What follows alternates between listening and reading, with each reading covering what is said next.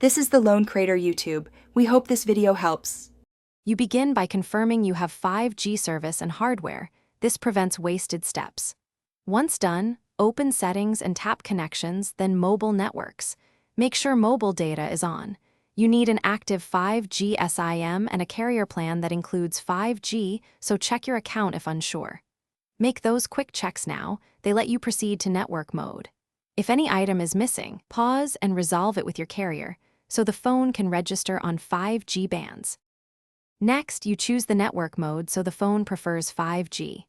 Go to Mobile Networks, pick Network Mode, and select the 5G/4G/3G Auto option, labeled NR/LTE on some models, so it can fall back when needed. If automatic selection fails, choose Network Operators and manually search for your carrier to force registration. Make sure carrier and system updates are installed. Outdated settings can block 5G. If you change modes, finally, you restart the phone to ensure the new radio settings take effect, then run a speed test to confirm 5G. Make sure Voice over LTE or 5G UC is enabled if your carrier requires it for calls on 5G.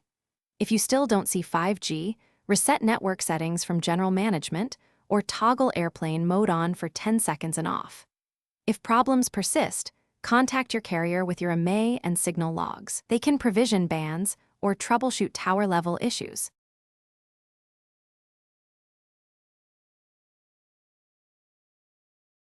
Thanks for watching.